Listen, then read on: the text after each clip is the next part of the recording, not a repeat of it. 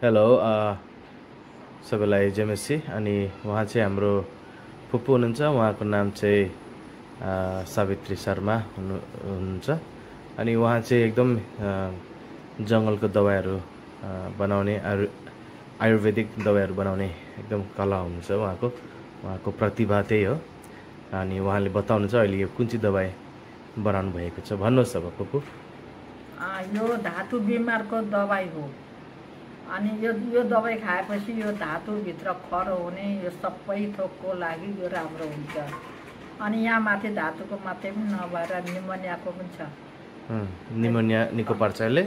अनि के बिमार निको पार्छ? यहाँ निमोनिया भएपछि अब खोकी पनि हुन्छ, खोकीको पनि छ।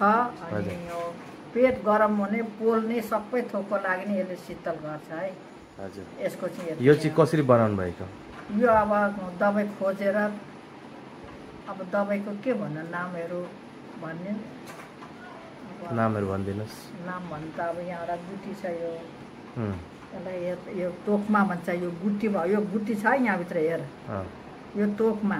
हजुर, अनि यो माने मुने पत्ता छ, अनि तुलसी पत्ता छ, अनि अबिजालो छ, हजुर, अनि अर्को एउटा छ त्यसको चाहिँ नामै जान्दिनँ, त्यो पनि त चाहिँ खालि त्यसको पत्ता मात्रै काम दिन्छ। हजुर, त्यति छ यहाँ। ए हुन्छ, धन्यवाद।